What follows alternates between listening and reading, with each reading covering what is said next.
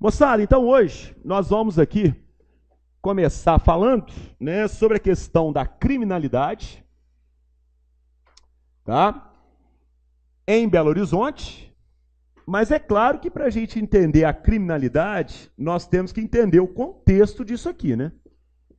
Não adianta falar que BH tem um alto índice de criminalidade, um baixo índice de criminalidade, sendo que a gente não sabe nem o que é criminalidade, né? Então, a criminalidade em BH vai ser o nosso principal foco hoje, que gera os motivos e que, obviamente, né, quais são as questões percussoras dessas questões aí da criminalidade. Primeira coisa, qual é a diferença entre crime e criminalidade quando a gente trabalha isso vinculada a uma cidade, né?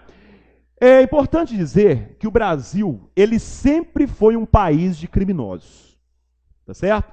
Por que eu estou falando isso? O Brasil, ele tem um contexto histórico pautado, né, no que a gente chama de degredos, que foram aqueles condenados por Portugal por dois tipos de tribunais, chamado Tribunal da Santa Inquisição, que era um tribunal que julgava os crimes religiosos, né? E os tribunais seculares, que na verdade eles analisavam, né, e condenavam os crimes de ordem da pessoa física e contra o patrimônio. Então, quer dizer, nós tínhamos dois tribunais em Portugal. Aquele que julgava os crimes religiosos e aquele que julgava os crimes seculares. Crimes seculares, crime contra a pessoa e crime contra o patrimônio, tá? A partir do momento que houve esse fluxo de criminosos para o Brasil, na época não era Brasil, na época era América Portuguesa, tá? Não existia a nomenclatura Brasil nesse período. Nós estamos falando aqui de século XV, século XVI, né? Chegamos ao século XVII, século XVIII, aí que você teve a mudança do reinado para o Brasil, né? Que aí sim o Brasil se torna o Brasil que nós conhecemos hoje, mas toda a história relacionada à questão da criminalidade foi desde o início da colonização aqui na América Portuguesa, ou seja, no Brasil. Sempre foram os criminosos julgados em Portugal que eram enviados para cá, tá? Então, daqui a pouco eu faço esse aparato para vocês entenderem, apesar de ser história, mas a gente bate um papo aqui. Qual é a diferença entre crime e criminalidade, né? Crime é o ato, tá certo?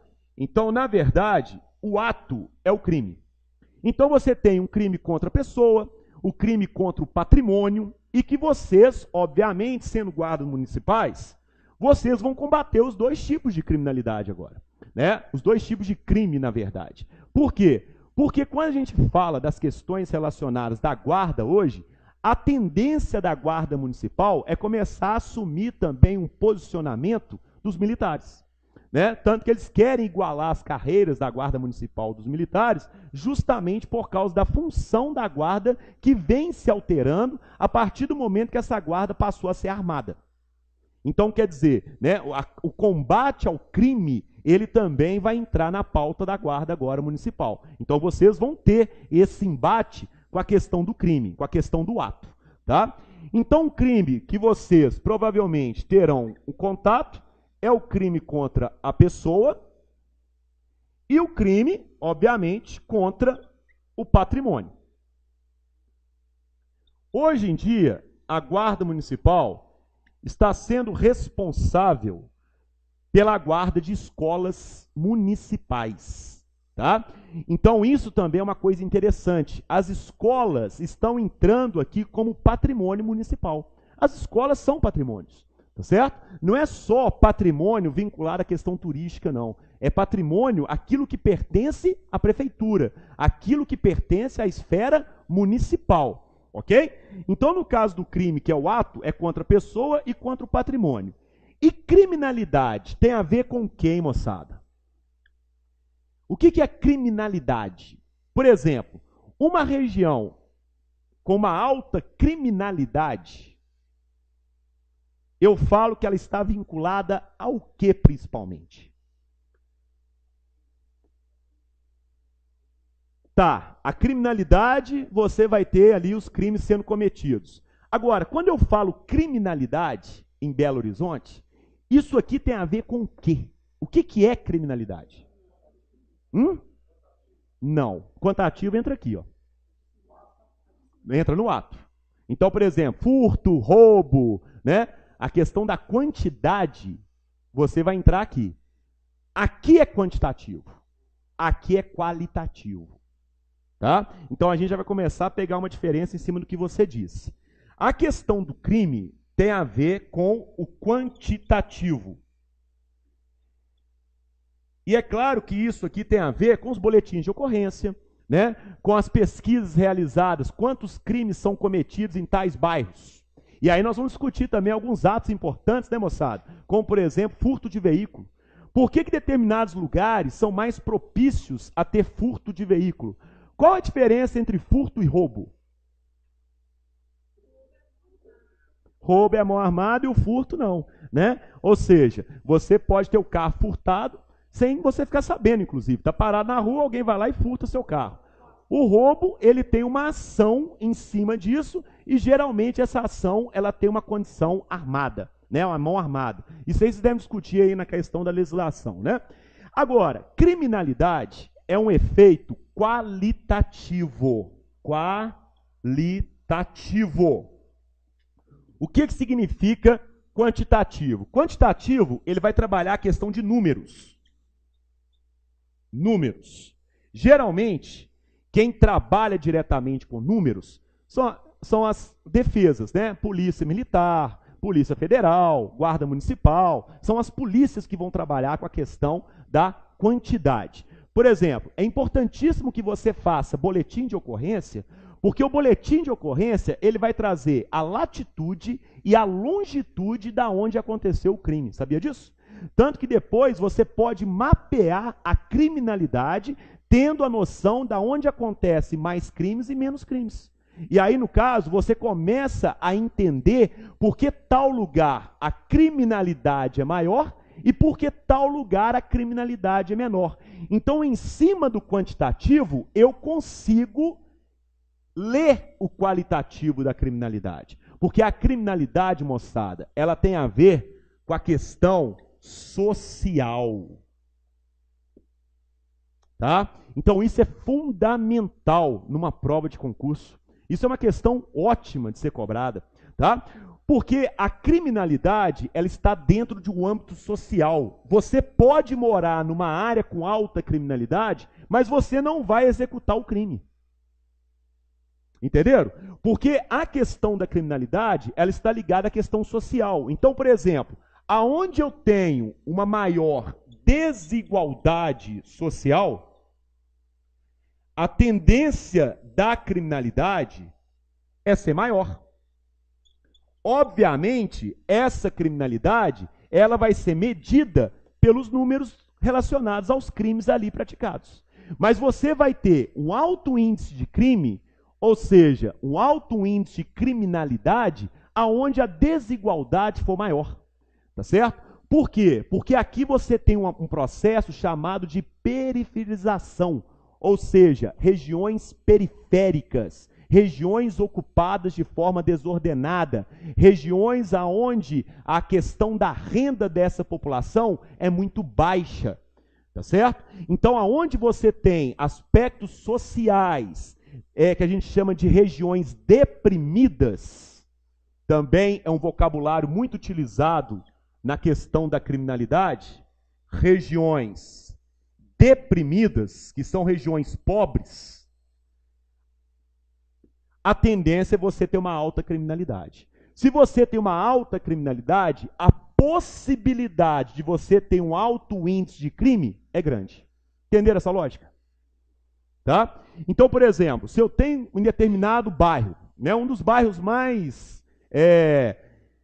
aqui em BH, que nós temos grande concentração de crimes, querendo ou não, é o Barreiro, né? Tem um alto índice de criminalidade. Venda Nova também tem um alto índice de criminalidade, tá?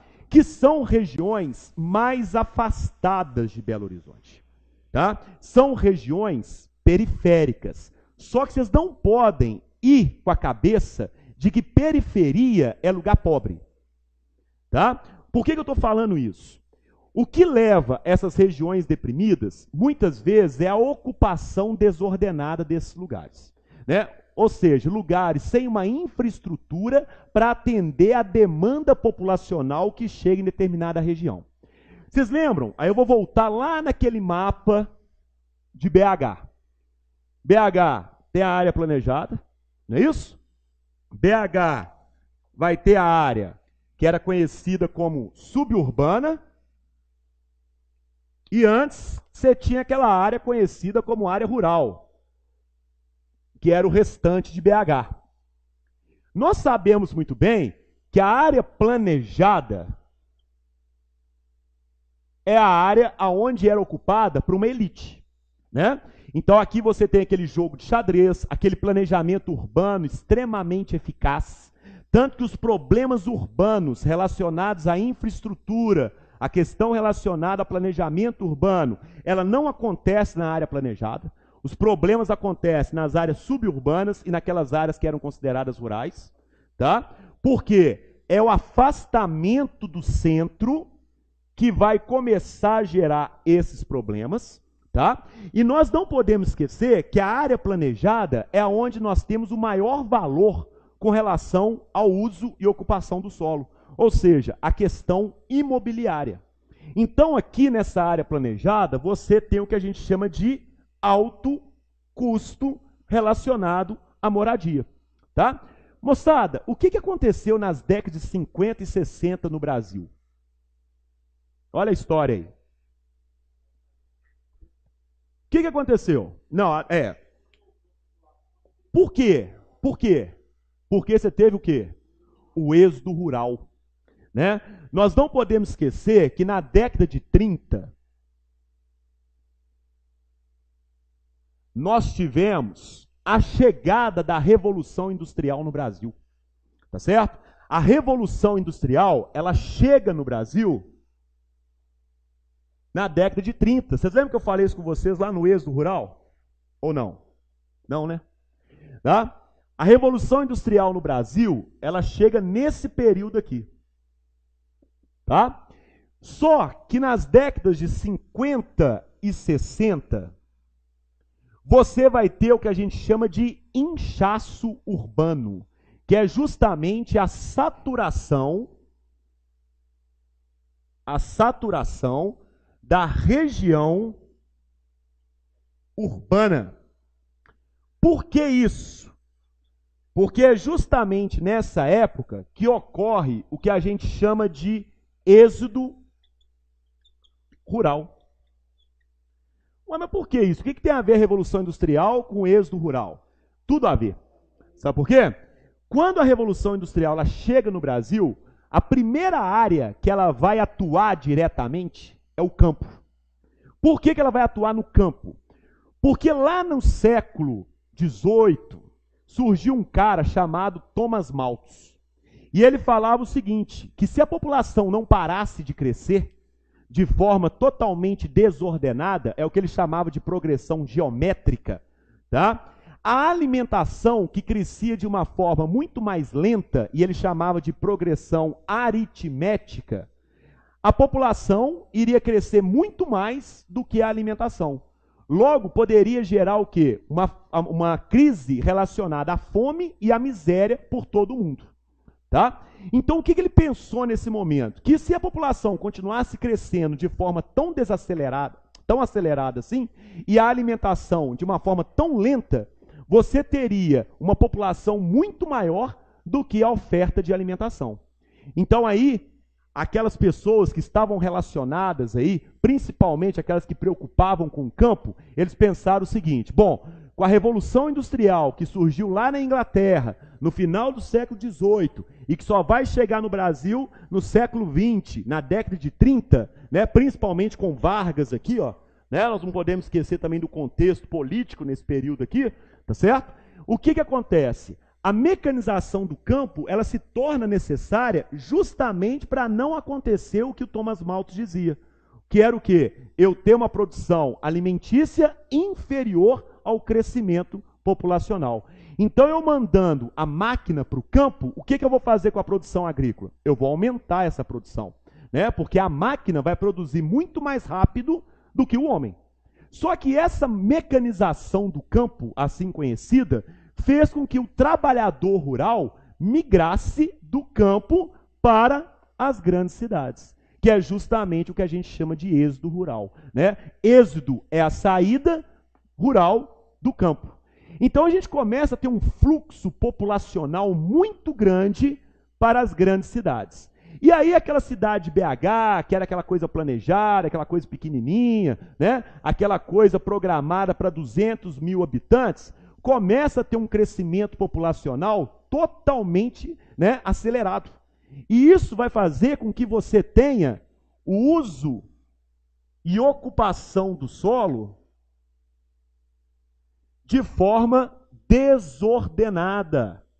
Ou seja, é aquela área que a gente conhecia antes como suburbana e rural, ela passa a ser ocupada de forma totalmente desordenada, sem nenhum tipo de planejamento. E é justamente isso aqui que começa a gerar aqueles problemas relacionados à infraestrutura, né? A questão de enchentes, por exemplo, você começa a ocupar áreas que são áreas de vale, você começa a canalizar rio para abrir espaço para que as pessoas possam circular. Aqui em BH, enquanto nós estamos tampando os rios, lá na Europa eles estão destampando esses rios, porque eles já viram que, né, que tampar rio não é uma coisa ambientalmente saudável, tá certo? Porque o ideal é que você mantenha o rio limpo, né, para que você, inclusive, possa usufruir dessa água. É só o Brasil mesmo que tem uma tecnologia absurda de jogar esgoto, saneamento básico em córrego, né? E aí, para depois limpar, para tentar fazer uma transposição, por exemplo, irrigar uma determinada área, que é o que aconteceu com São Francisco, né?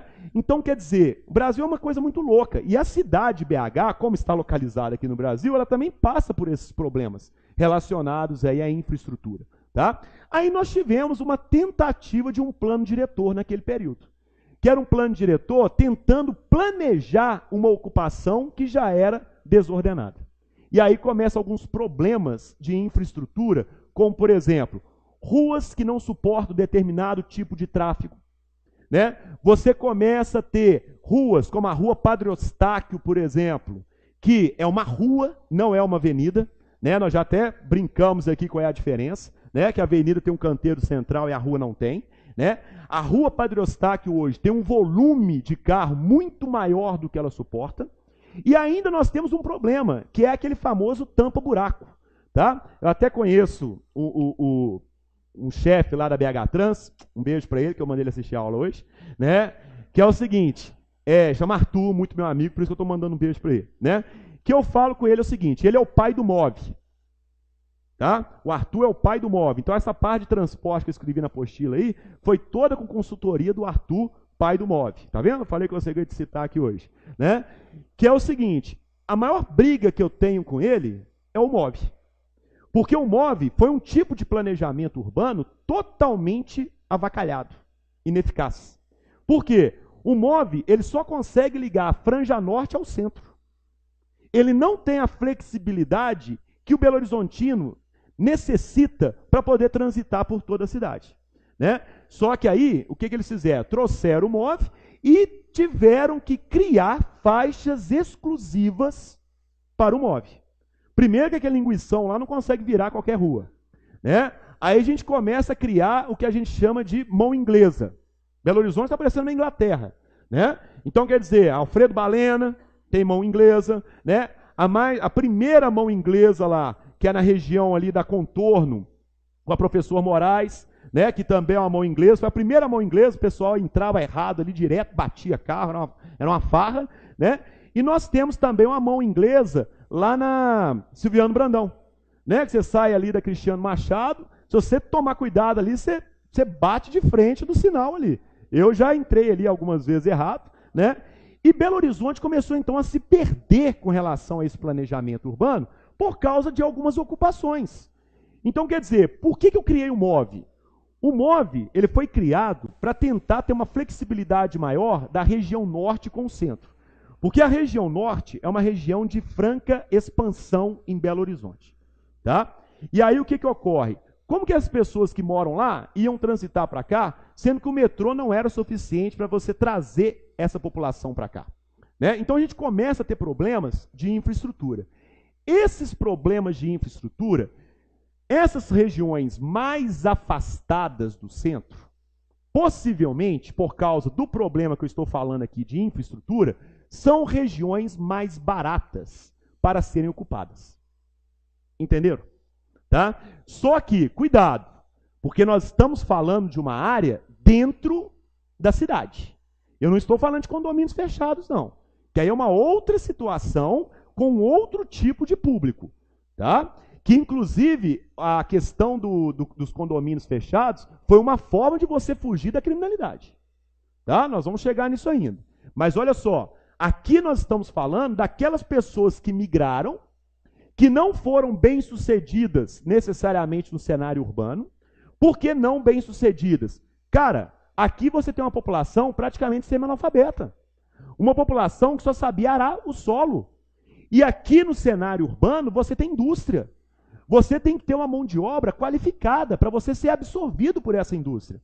E a maioria dessas pessoas que vieram com a questão do êxodo rural, eles não conseguiam ser absorvidos. Então eles iam morar onde? Nas áreas suburbanas, nas áreas rurais. E aí então você começa a ter o afastamento dessas pessoas com relação à área planejada. Tá? Diga, meu querido.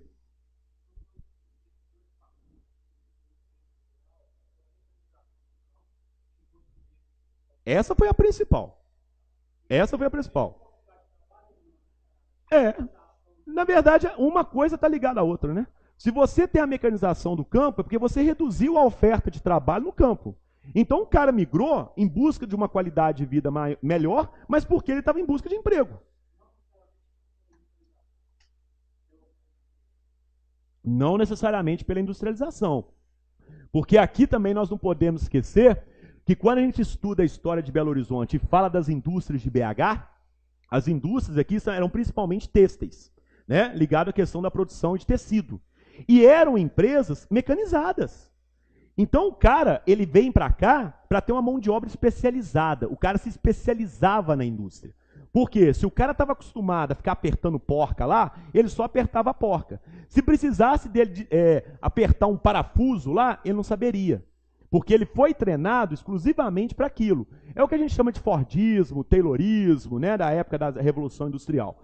E aqui não foi diferente. Só que o cara que sai do campo aqui, ó, para ele poder ingressar na questão industrial, ele tinha que ter, no mínimo, uma mão de obra um pouco qualificada.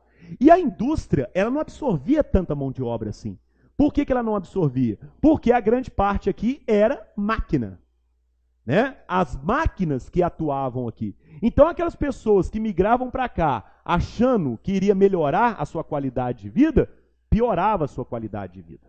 Tá certo? E com isso, começou a se tornar mais, querendo ou não, né, mais sensível à criminalidade. Exatamente. Né? Que, na verdade, o que acontece aqui? Com o êxodo rural, e essas pessoas que migraram para a região urbana e que não foram bem-sucedidas aqui, ela deu origem às periferias materialmente esquálidas. É isso que é favelização. Tá? É claro que vocês podem encontrar na prova duas nomenclaturas. Favelização, que aí se aparecer, tem que aparecer entre aspas, tá? Porque não existe esse termo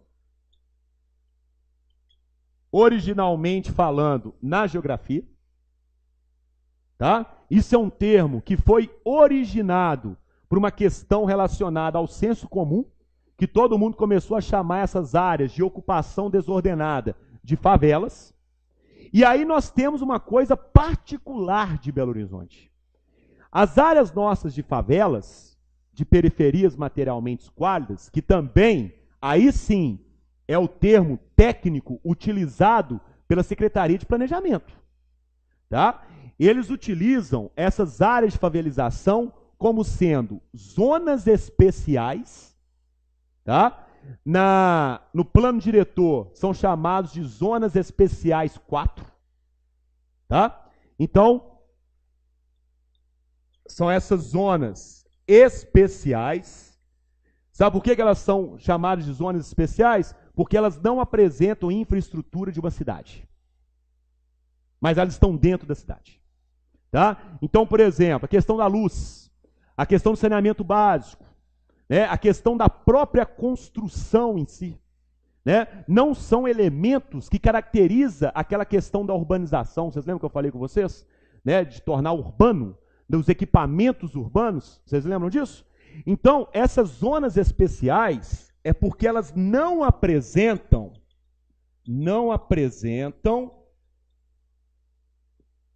infraestruturas urbanas, mas elas estão dentro de uma região urbana, tá? Então, na zona de planejamento, você falando a questão do plano diretor, eles vão considerar isso aqui, ó. São zonas especiais. Por quê? São zonas que você tem uma total exceção. Né? Então, como assim? Eu tenho uma favela. Vocês já repararam que as favelas, as primeiras favelas em Belo Horizonte, elas são muito próximas ao centro? Sim ou não? Por quê? É isso aqui que eu falei com vocês. É a ordem de ocupação da cidade. O cara vem para morar na zona planejada. Lógico. É a zona mais bonitinha, né? Onde as ruas estão lá cortando, né? E as ruas com o nome de estado, com tribos indígenas e tal, aquela maravilha toda. Só que o cara não consegue ocupar aqui, ele não vai ter condições. Então, qual que vai ser a primeira zona ocupada por ele? As suburbanas. Depois que inchar as suburbanas, aquelas que eram rurais. Então, existe, né, uma questão relacionada aí a uma ocupação gradual das cidades. Tá? E aí essa ocupação gradual tem essa questão relacionada ao processo de favelização. Né? Então as primeiras favelas que nós tínhamos em BH eram muito próximas ao centro. Por quê? Porque o cara tinha que manter um elo com a zona que oferecia as oportunidades de emprego. E aonde que eram as zonas que ofereciam as oportunidades de emprego? Eram as áreas planejadas. Entenderam? Porque a industrialização, ela começa aqui, ó. Depois que ela vai. Vocês lembram que eu expliquei que BH vai ter a concentração primeiro para depois ter a descentralização? Então é isso, né? Aí o cara vem cá e ocupa. Só que aqui ele começa a ocupar de uma forma precária e aqui mais precária ainda. Então, quanto mais afastado eu estiver da área planejada, maior a probabilidade de aumentar a criminalidade. Tá? Porque mais precário pode se tornar uma infraestrutura. E aí, se a infraestrutura é precária, isso já é uma porta de entrada para a criminalidade. Tá certo? Agora, uma zona com alta criminalidade não quer dizer que você é criminoso. Cuidado. Né? Porque o criminoso é que faz o ato do crime. Tá certo? Agora, a criminalidade é o ambiente. É aquilo que pode gerar a entrada do cara no crime.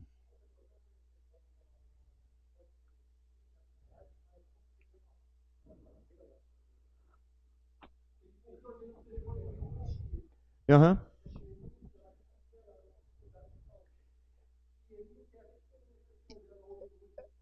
E eu posso te falar uma coisa?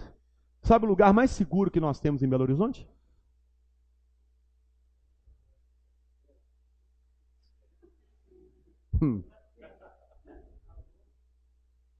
Você vai falar assim, não, é condomínio fechado. Boca de fumo.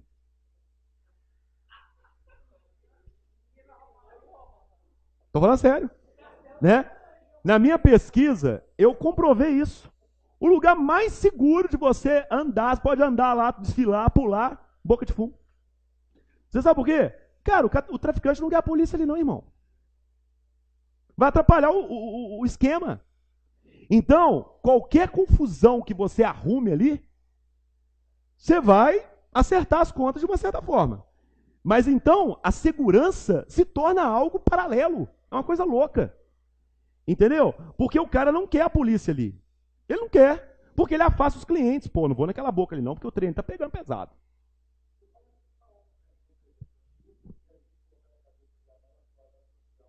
É. Pois é, mas é uma criminalidade gerada num segundo estágio. Daqui a pouco nós vamos lá. Tá? Por que eu estou falando isso? O cara que pratica uma criminalidade num bairro que tem uma infraestrutura, ok? Geralmente esses bairros são bairros constituídos de uma forma muito próxima a essas áreas de ocupações periféricas, né? Mas também são áreas alvo da criminalidade. Porque o cara não vai praticar o crime no local onde ele mora. Você está entendendo? Então, quer dizer, por isso que eu estou falando com você, a criminalidade numa favela é altíssima. Porque eu estou falando do ambiente que gera, que faz com que o cara entre no crime. Tá? Mas o ato do crime não necessariamente vai ser aonde você tem maior criminalidade. Entendeu? Porque a criminalidade é aquela circunstância criada para o cara entrar para o crime. Né? Então, quando você fala do crime, aí é lógico, ele vai cometer o crime aonde quanto mais afastado do local que ele mora, melhor. Porque se o cara comete um crime no local que ele mora, é muito fácil ser achado. Né? E aí você começa a entender como que é a esfera da criminalidade. Né? Quando a gente pensa nessas questões de ocupação, e a gente fala dessas favelizações aí, é porque a própria falta de recurso, e obviamente esses recursos vão chegar nas regiões mais afastadas muito mais tardiamente do que na área planejada, um posto de saúde, né? uma situação de uma simples energia elétrica, né? Você não vai ter isso. E é claro que nós temos outros fatores também, outros atores, que vão dificultar a chegada desse tipo de infraestrutura, como, por exemplo, as milícias.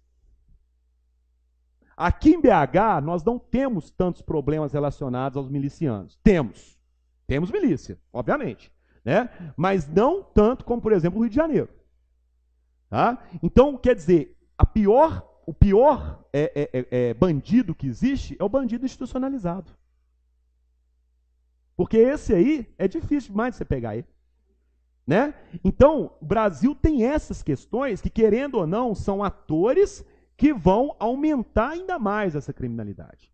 Só que como nós estamos falando da geografia propriamente dita, nós estamos falando do lugar, né? Então um lugar que essa infraestrutura é precária, a tendência é a pessoa estar mais vítima da questão da criminalidade, mas não de sofrer o crime, mas de entrar para a criminalidade. Entendeu?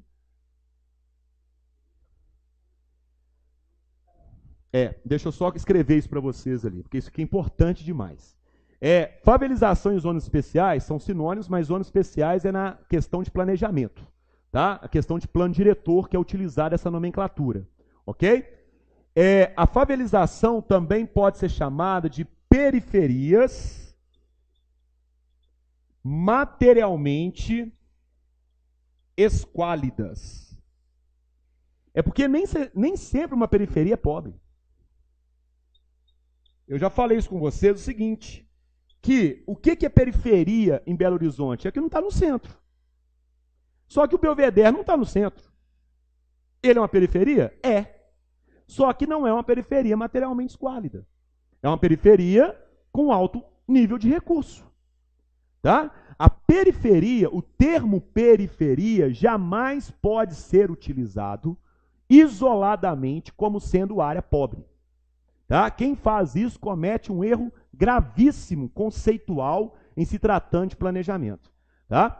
Quando a gente fala de periferias materialmente esquálidas, eu estou dando um adjetivo a essas periferias. Materialmente, estruturalmente falando, esquálidas, precárias.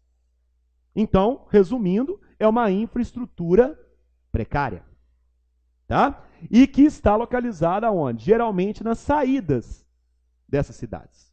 Tá? E é claro que a ocupação ela vai seguindo como se fosse o quê? Uma camada. Né? Primeiro ocupa aqui, depois ocupa aqui, e à medida do possível você vai, né, instalando essas pessoas ali.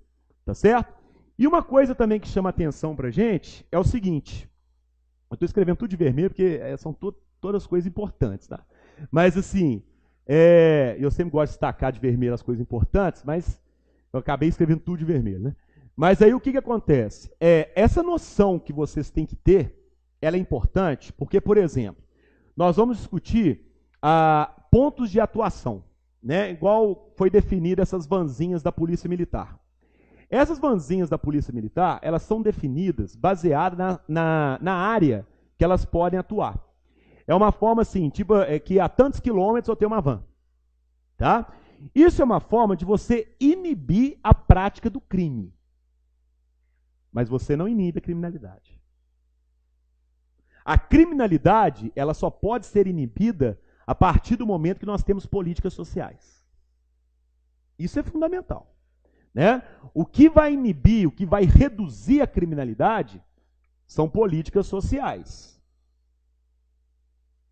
Ou seja, educação, saúde, moradia,